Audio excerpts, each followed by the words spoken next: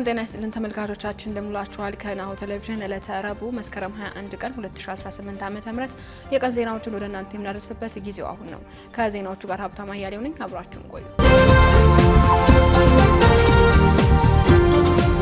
ወደ ቀደም ዜናችን እንለፍ። ግብጽ የታላቁን የኢትዮጵያ ህዳሴ ግድብ ጉዳይ ወደ ዓለም አቀፉ የፍትህ ፍርድ ቤት ወስዳለው ማለቷን ኢትዮጵያ እንደማትቀበል አስታወቀች።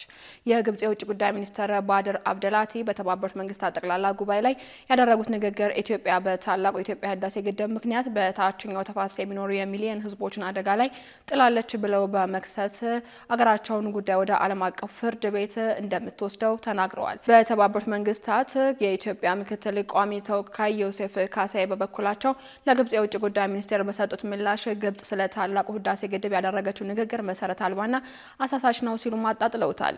ግብጽ የታላቁ ህዳሴ ግድብን ጉዳይ ዓለም አቀፋዊ ለማድረግ በምታደርገው ሙከራም የተባበሩት መንግስታት ድርጅት መድረክን ለጠባብ የፖለቲካ ግብ እያዋለች መሆኗን በተባበሩት መንግስታት ድርጅት የኢትዮጵያ ምክትል ቋሚ ተወካይ አምባሳደር ዮሴፍ ካሳይ ገልጸዋል። ከሰሞኑ በተካሄደው 80ኛው የተመድ ጠቅላላ ጉባኤ ላይ የግብጹ የውጭ ጉዳይ ሚኒስትር ባድር አብደላቲ ኢትዮጵያ በታላቁ ህዳሴ ግድብ ምክንያት በታችኛው ተፋሰስ የሚኖሩ የሚሊዮኖችን ህይወት አደጋ ላይ ጥላለች የሚል ክስ ማቅረባቸውንና ሀገራቸው ጉዳዩን ወደ ዓለም አቀፉ የፍትህ ፍርድ ቤት እንደምትወስደው መናገራቸውን ተከትሎ ኢትዮጵያ በተወካዩ አማካኝነት ምላሽ ሰጥታለች። በዚህም በተመድ የኢትዮጵያ ምክትል ቋሚ ኮሚቴ ተወካይ አምባሳደር ዮሴፍ ካሳይ ለግብጽ ክስ በሰጡት ምላሽ ግብጽ ስለ ታላቁ ህዳሴ ግድብ ተአማኒ ያልሆኑ ክሶችን በተደጋጋሚ ወደ ተባበሩት መንግስታት የጸጥታው ምክር ቤት ማቅረቧን አስታውሰው የተባበሩት መንግስታት ድርጅትን መድረክን ለጠባብ የፖለቲካ ግብ እያዋለች ነው ብለዋል። ግብጽ በተመድ 80ኛ ጠቅላላ ጉባኤ ላይም ስለ ታላቁ ህዳሴ ግድብ ያደረገችው ንግግር መሰረት አልባና አሳሳች መሆኑንም ምክትል ቋሚ ተወካዩ አብራርተዋል። ኢትዮጵያ ወደ አፍሪካ ሀገራት ምርቶቿን ከቀረጥ ነጻ መላክ ልትጀምር መሆኑ ተገለጸ። ኢትዮጵያ ምርቶቿን ከቀረጥ ነጻ በሆነ ስርዓት ወደ አፍሪካ አህጉራዊ ነጻ የንግድ ቀጠና ማዕቀፍ አባል ሀገራት መላክ እንደምትጀምር የንግድና ቀጠናዊ ትስስር ሚኒስቴር አስታውቋል። ሚኒስቴሩ ይህንን ያስታወቀው ለዓለም የንግድ ድርጅት አባልነት በስዊዘርላንድ ጄኔቫ የተደረገውን 6ኛ ዙር የስራ ቡድን ስብሰባ በተመለከተ ለመገናኛ ብዙሃን ተቋማት መስከረም 19 ቀን 2018 ዓ.ም በሰጡት ጋዜጣዊ መግለጫ ላይ ነው። መግለጫውን የሰጡት የንግድና ቀጠናዊ ትስስር ሚኒስቴር ዶክተር ካሳሁን ጎፌ መስከረም 29 ኢትዮጵያ አህጉራዊ ነጻ የሸቀጦችን ትግበራ በይፋ ታስጀምራለች ሲሉም ተናግረዋል። በዚህም ኢትዮጵያ በሚቀጥለው ሳምንት ወደ አፍሪካ አህጉራዊ ነጻ የንግድ ቀጠና ማዕቀፍ አባል ሀገራት ለመጀመሪያ ጊዜ ምርቷን ከቀረጥ ነጻ መላክ ትጀምራለች ያሉት ሚኒስትሩ ይህም የንግድ ተወዳዳሪነትን እንደሚጨምር ተናግረዋል። ከዚህ ቀደም ኢትዮጵያ ወደ ኬንያ በቆሎና ቦለቄ 15% ቀረጥ ከፍላ እንደምትልክ ለአብነት ያነሱት ሚኒስትሩ ነገር ግን የመጀመሪያው ጭነት ካስጀመረች በኋላ ወደ ኬንያ የምትልከው ሸቀጥ ከቀረጥ ነጻ እንደሚሆንም አመላክተዋል። በተጨማሪም የአፍሪካ አህጉራዊ ነጻ የንግድ ቀጠና ስምምነት ትግበራ ከንግድና ቀጠናዊ ባሻገር የአፍሪካን ዘላቂ እድገት ለማረጋገጥ የጎላ ሚና እንደሚኖረው መግለጻቸውን የዘገበው የኢትዮጵያ ፕሬስ ድርጅት ነው። ሆራ ፊንፊኔ የሚከበርበት ኢሬቻ ፓርክ የማጽዳት ስራ ተጀመረ። ሆራ ፊንፊኔ በኢሬቻ በዓል የሚከበርበት ኢሬቻ ፓርክ የማጽዳት ስራ እየተከናወነ ይገኛል። ከአዲስ አበባ ሁሉም ክፍለ ከተሞች የተውጣጡ አመራሮች፣ አስተዳደሮችና የተለያዩ የህብረተሰብ ክፍሎች በጽዳት ስራው ተሳታፊ መሆናቸው ተገልጸዋል። የአዲስ አበባ ከተማ አስተዳደር ጽዳት አስተዳደር ኤጀንሲ ዋና ዳይሬክተር ገዛኸኝ ደሲሳ እንዳሉትም የኢሬቻ ፓርክን የማስዋብ ጽዳቱን የጠበቀ ስራ በበዓሉ ከመድረኩ በፊት ሲሰራ ቆይቷል። ዘንድሮ ሆራ ፊንፊኔ በመጪው ቅዳሜ መስከረም 24 ቀን 2018 ዓ.ም እንዲሁም ሆረ ሀርሰዴ በማግስቱ መስከረም 25 ቀን 2018 ዓ.ም ኢሬቻ ለሀገር ማንሰራራት በሚል መሪ ሀሳብ ይከበራል። ከዚህ ባሻገር እስከ ጥቅምት 30 ቀን 2018 ዓ.ም ድረስም በተለያዩ አካባቢዎች እሴቱን ጠብቆ የሚከበር ይሆናል ተብሏል። ሰላም፣ እርቅ፣ ፍቅር፣ ወንድማማችነትና አንድነት የኢሬቻ በዓል ዋና መገለጫ መሆናቸውንም ይገለጻል።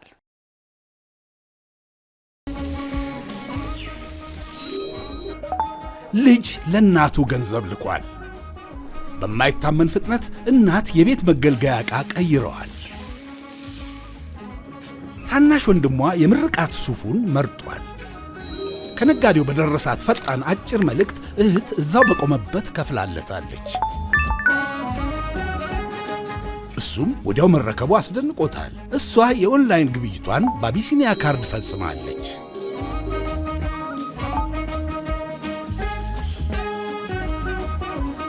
ትዕዛዟ ወዲያው ደርሶላት ተቀብላለች። እሱ ማረፊያ ሆቴሉን ሳይዝ ቢደርስም አቢሲኒያ ካርድ ላይ ያለውን ቁጥር በመላክ ብቻ በፍጥነት ሆቴሉን መያዝ ችሏል። በፈጣኑ የአቢሲኒያ ባንክ የሐዋላና ኢኮሜርስ አገልግሎት ገንዘብ መላክ፣ ክፍያ መፈጸምም ሆነ ኦንላይን መገበያየት ሁሉም ይቻላል። አቢሲኒያ የሁሉም ምርጫ። ካሽጎ በየትኛውም ዓለም ሆነው በማንኛውም ሰዓት ለወገኑ የሚደርሱበት ፈጣን የገንዘብ መላኪያ ተከፈተሎ። ማስተርና ቪዛ ካርዶን በመጠቀም ከ5 እስከ 20 ዶላር የሚልኩበት አዲስ የገንዘብ መላኪያ መንገድ። ካሽጎን ለየት የሚያደርገው የትኛውም የገንዘብ ዝውውር በፍጥነት አገልግሎት ከመስጠቱም ባሻገር ለማንኛውም አገልግሎት ምንም አይነት ክፍያ አለመጠየቁ ነው። በሀገራችን ታሪክ ገንዘብን ከውጪ ወደ ሀገር ቤት በማስተላለፍ በመተግበሪያ መልክ አገልግሎት መስጠት የጀመረው የመጀመሪያው ሀገር በቀል የገንዘብ መላኪያ ዘዴ ካሽጎ ከ4500 በላይ ባሉ የባንክ ቅርንጫፎች አገልግሎት እየሰጠ ይገኛል። ገንዘቦን በሰኮንዶች ልዩነት ውስጥ ይፈልጉ በአካውንቶ ወይንም በእጆ ቆጥረው የሚወስዱበት ልዩ ዘዴ። በቅርቡ ሁሉንም ኢትዮጵያዊ ባለቤት ለማድረግ ጉዞ የጀመረው ካሽጎ ዛሬውኑ መተግበሪያውን በስልኮ ላይ በመጫን የአገልግሎቱ ተጠቃሚ ሆኑ። ፍጥነት መለያችን፣ ኢትዮጵያን መክፈቻችን፣ ካሽጎ ነው መላኪያችን። ካሽጎ የአዲሱ ትውልድ ብራንድ። ወደ ውጭ ዜናዎች እናልፋለን። የደቡብ ሱዳን ፍርድ ቤት የተከፈተባቸውን ክስ እንዲያቋርጡ የጠየቁት የቀድሞ የሀገሪቱ ምክትል ፕሬዝዳንት ሪክ ማቻር ጥያቄ ውድቅ ማድረጉን ገለጸ። ፍርድ ቤቱ በሪክ ማቻር ላይ የግድያና የሀገር ክህደት ክስን የመሰረተባቸው ሲሆን ሰውየው ይህንን ክስ ውድቅ እንደሚደረግላቸው ያቀረቡት ጥያቄ ሳይቀበለው እንደቀረም አስታውቋል። በደቡብ ሱዳን የሚገኘው ልዩ ፍርድ ቤት የታገዱት ምክትል ፕሬዝዳንት ሪክ ማቻርና በ7 ተከሳሾች ላይ በነፍስ ግድያ፣ በሀገር ክህደትና በሰው ልጆች ላይ በተፈጸሙ ወንጀሎች ክስ የመሰረተበትን ስልጣን እንዳለው ፍርድ ቤቱም ወስኗል። ሪክ ማቻር ከ2 ሳምንት በፊት የቀረበባቸውን ክስ ፖለቲካዊ ውሳኔ ነው ሲሉም ውድቅ ማድረጋቸው ይታወሳል። በፕሬዝዳንት ሳልቫኪርና በምክትል ፕሬዝዳንት በነበሩት ሪክ ማቻር መሀል የተፈጠረውን አለመግባባት ተከትሎ ደቡብ ሱዳን ወደ የእርስ በርስ ጦርነት እንዳያስገባት ከፍተኛ ስጋት እንደተፈጠረም ቢቢሲ ዘግቧል። በመጨረሻም የጣሊያን ጠቅላይ ሚኒስትር ጆርጂያ ሜሎኒ ወደ ጋዛ የሚጓዘውን እርዳታ እንዲቆም ጠየቁ።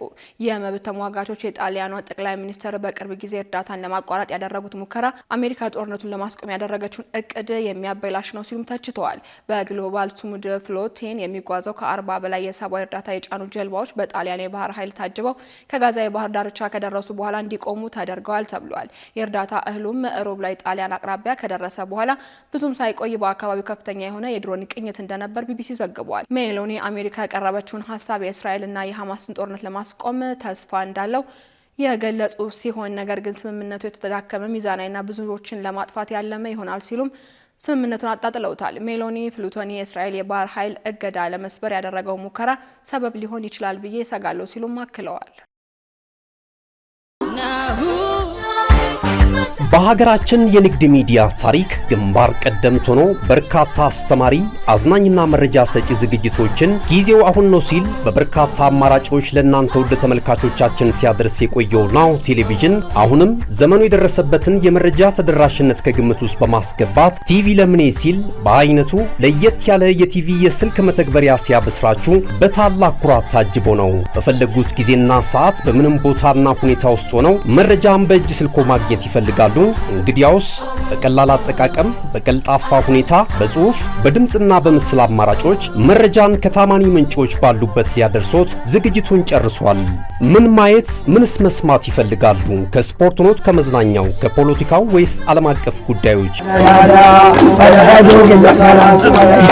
አጫጭር መረጃዎችን ከቢዝነስና ኢኮኖሚ መረጃዎች ጋር አሰባጥሮ በናሁ አርካይቭ በትዝታ የዋሊት መልሶ በመረጃ ቡፌ ሊያንበሻብሾት ዘመናዊ አዲስ የስልክ መተግበሪያ በአዲስ ዓመት ስጦታ የሚመለከቱበት ብቻ ሳይሆን የሚሳተፉበት፣ የሚሰሙበት ብቻ ሳይሆን የሚናገሩበት በአዝናኝ ጥያቄና መልሶች ዳጎስ ያለ ሽልማት የጉርሻ አማራጭ አቅርቦሎታል። የዓለም አቀፍ ሚዲያዎችን ሰበር ዜናዎች በአማርኛ ተርጉሞ የሚያስነብብ በተለያዩ የቋንቋ አማራጮች የቀረበ የአዲስ ዓመት ልዩ ገጸ በረከት ከናሁ ቴሌቪዥን።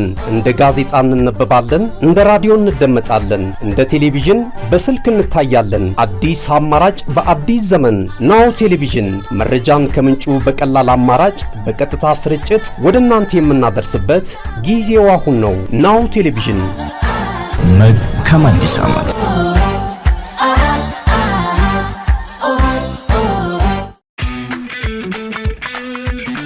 እነሆ የምስራች የ10 አየር መንገድ የበረራ ትኬት ለውድ ደንበኞቹ በተቀላጠፈና አስተማማኝ በሆነ መንገድ እያቀረበ ያለው።